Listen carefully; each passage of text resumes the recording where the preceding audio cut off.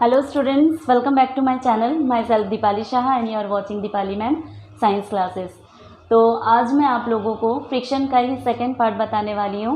तो इसका मैंने फर्स्ट वीडियो जो है आप लोगों के लिए बना रखा है। जिसने वो मेरा फर्स्ट वीडियो नहीं देखा है वो मेरा फर्स्ट वीडियो जाके देख सकते हैं। तो आज जो है मैं आप लोगों को फ्रिक्शन का दूसरे पार्ट में बताने वाली हूँ, इंक्रीजिंग एंड रिड्यूसिंग फ्रिक्शन। क्या बताने वाली हूँ? Increasing and reducing friction. ठीक है, जैसे कि मैंने आपको लास्ट वीडियो में बताया था कि फ्रिक्शन के कुछ एडवांटेजेस भी हैं और कुछ डिसएडवांटेजेस भी हैं। तो एडवांटेजेस में ही हमने देखा था कि किस कारण से हम चल पाते हैं, इसका रीज़न क्या है। अगर मान लो कि वो चीज़ नहीं होगी तो हमें क्या करना पड़ेगा, उसके लिए फ्रिक्शन को प्रोड्यूस करना पड़ेगा, उसको इंक्रीज़ करना पड़ेगा। ठीक है, तो इसको आर्टिफिशियल तरीके से भी क्या होता है कि फ्रिक्शन को इंक्रीज़ किया जाता है और कुछ ऐसी चीज़ें होती है जहाँ पे फ्रिक्शन की ज़रूरत नहीं होती है तो वहाँ पे फ्रिक्शन को क्या कर दिया जाता है, रिड्यूस कर दिया जाता है।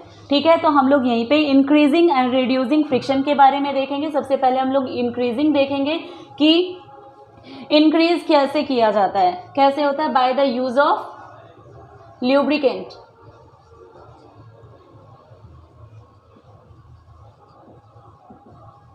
ठीक है, ल्यूब्रिकेंट मतलब क्या होता है, जैसे ऑयल हो गया, ग्रीस हो गया, ये क्या होते हैं, ल्यूब्रिकेंट्स होते हैं। ठीक है, अब ल्यूब्रिकेंट्स जो होते हैं जिससे क्या होता है कि फ्रिक्शन को रिड्यूसिंग एजेंट, मैं आपको यहाँ पे रिड्यूसिंग के बारे में बता रही थी, इंक्रीजिंग नहीं होगा यहाँ पे, आपका रिड्यूसिंग होगा। ठीक है, क्योंकि हमें फ्रिक्शन को रिड्यूस करना है। ल्यूब्रिकेंट अगर हम यूज़ करते हैं तो वहाँ पे फ्रिक्शन क्या होगा, रिड्यूस हो जाएगा, क्योंकि रफनेस जो है वो वहाँ से हट जाएगी। ठीक है, तो ल्यूब्रिकेंट वहाँ पे यूज़ किया जाता है जिससे क्या होगा, फ्रिक्शन जो है होगा रिड्यूस हो जाएगा। जैसे मशीन्स में क्या होते हैं, इसमें ल्यूब्रिकेंट यूज़ किए जाते हैं, जैसे डोर हो गए, विंडोज़ हो गए, और भी बहुत सारे ऐसी चीज़ें होती है जहाँ पे ल्यूब्रिकेंट यूज़ किए जाते हैं। ठीक है, आप लोग जैसे कैरम खेलते हो तो उस कैरम में भी क्या होता है, उस कैरम को खेलने से पहले इस पर स्प्रिंकल किया जाता है पाउडर, टैल्कम पाउडर। ठीक है, तो वो टैल्कम पाउडर इसलिए स्प्रिंकल किया जाता है ताकि ये सरफेस जो है वो स्मूथ हो जाए, प्लेन हो जाए, जिससे वो स्ट्राइकर जो है वो अच्छे से चल पाए, है ना। तो इसीलिए वहाँ पे क्या होता है कि फ्रिक्शन को रिड्यूस किया जाता है। अगर फ्रिक्शन रिड्यूस नहीं होता तो वो स्ट्राइकर जो है वो नहीं जाती, उसमें जो गोटियाँ होती है वो भी क्या होती है, आगे की ओर हटती नहीं, जाती नहीं वहाँ से, है ना। तो इसीलिए फ्रिक्शन को वहाँ पे रिड्यूस करना बहुत ज़रूरी होता है।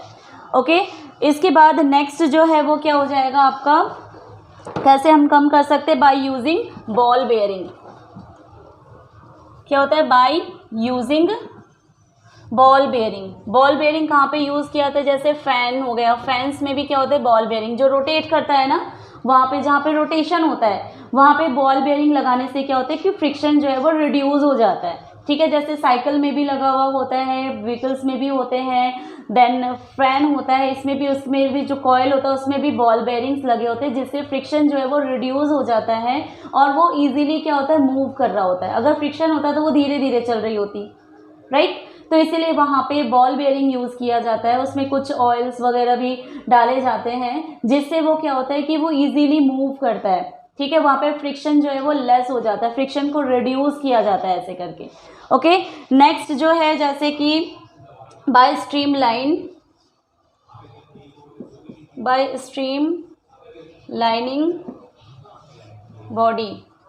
ठीक है, स्ट्रीम लाइनिंग का मतलब क्या होता है कि नैरो शेप में। ठीक है, नैरो शेप में होने से क्या होगा, जैसे कि एरोप्लेन देखो, या फिश का शेप जैसे हो गया, जो बर्ड्स हो गए, उनका शेप जो होता है वो क्या होता है, नैरो शेप में होता है, ताकि वो क्या कर सके, उसमें वो अगर मान लो कि नैरो शेप में होगा तो क्या होगा, फ्रिक्शन जो होगा वो कम होगा, वो इजीली आगे की ओर बढ़ पाएगी। ठीक है, इसीलिए एरोप्लेन्स जो होते हैं उनका शेप जो होता है वो स्ट्रीमलाइन शेप में बनाया जाता है।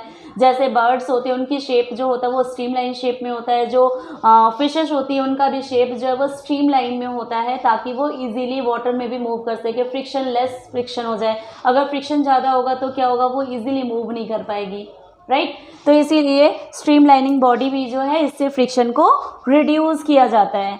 ओके, नेक्स्ट जो है वो क्या है अब आपका, इंक्रीजिंग फ्रिक्शन। इंक्रीजिंग फ्रिक्शन का मतलब क्या होता है, कुछ ऐसे चीज़ें होती है जहाँ पे फ्रिक्शन को क्या किया जाता है, इंक्रीज किया जाता है, फ्रिक्शन को बढ़ाया जाता है। ठीक है, जैसे रेनी सीजन में जैसे रेनी सीजन में क्या होता है कि सरफेस जो होता है बिल्कुल स्मूथ हो जाता है, ठीक है, मिट्टी से और भी कुछ मान लो कि, तो जहाँ पे क्या होता है कि जैसे वहाँ पे कुछ मान लो स्टोन्स वगैरह या मान लो रोड़ी वगैरह अगर डाल देते हैं तो वो सरफेस जो होता है वो क्या होता है, रफ हो जाता है। ठीक है, तो रफनेस आने से क्या होता है, फ्रिक्शन जो होता है वो ज़्यादा हो जाता है और वहाँ पे चलना जो होता है वो ईजी हो जाता है, वॉक करना ईजी हो जाता है। ठीक है, फ्रिक्शन ज़्यादा होने की वजह से। तो वहाँ पे अगर तो ऐसे जगह पे क्या होता है, फ्रिक्शन को इंक्रीज करना ज़रूरी होता है। ठीक है, इसके बाद फ्रिक्शन को इंक्रीज करना, जैसे मान लो कि जो रोड हो गया फ्रिक्शन कैसे इंक्रीज किया जा सकता है, रफनेस से। फ्रिक्शन कैन बी इंक्रीज्ड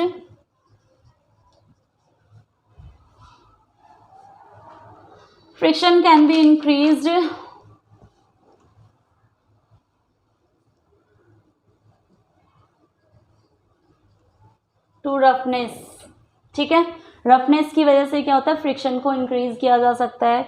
इसके बाद आपका और एक एग्जांपल हो जाएगा, जैसे मान लो जो शूज़ होते हैं या जो एथलीट्स होते हैं उनके शूज़ में भी क्या होते हैं, स्पाइक्स होते हैं। जैसे मान लो कि ये एक सोल है, ठीक है, इस सोल में क्या होता है, ये शूज़ जो है इसके सोल में क्या होगा, यहाँ पे स्पाइक्स होते हैं। ठीक है, ये स्पाइक्स की वजह से क्या होता है कि वो ज़मीन पे, ग्राउंड पे इजीली चल पाते हैं, वो इस पे ज़मीन पे क्या होता है, ग्रिप बना पाता है और वो इजीली क्या होता है, ग्राउंड पे चल पाते हैं। जैसे शूज़, स्लीपर जो भी होते हैं उस पर क्या होता है, उसमें फ्रिक्शन को इंक्रीज किया जाता है क्योंकि उसमें इरेगुलरिटीज़ होती है। ठीक है, उसमें जैसे शूज़ जो है वो तो एथलीट्स के लिए उसमें स्पाइक्स बने हुए होते हैं, बट जो हम रेगुलर जो नॉर्मली जो हम अपने स्लीपर यूज़ करते हैं उसमें क्या होता है कि उसमें थोड़े से मान लो किस तरह से रफनेस उसमें बना दी जाती है। ठीक है, जिससे क्या होता है कि हम ग्राउंड पे चलने में ईजी हो जाता है हमारे लिए चलना। ठीक है, तो ये था आपका इंक्रीजिंग और रिड्यूसिंग फ्रिक्शन। और ये चैप्टर जो है, हाँ सर, और एक चीज़ देखो, जैसे कि टायर है, टायर में भी क्या होता है, इसमें भी इरेगुलरिटीज़ बना दी जाती है, इरेगुलर कर दिया जाता है इसके टायर के सरफेस को, है ना। क्यों किया जाता है इसका आउटर सरफेस को, ताकि वो इजीली मूव कर सके। ठीक है, किसी तरह से एक्सीडेंट ना हो। ठीक है, उसको जब ब्रेक लगाना चाहे ब्रेक लगा सकते हैं और किसी भी तरह से वो अपने आप वो चलने न लगे, उसको इजीली रोका जा सके, एक्सीडेंट ना हो।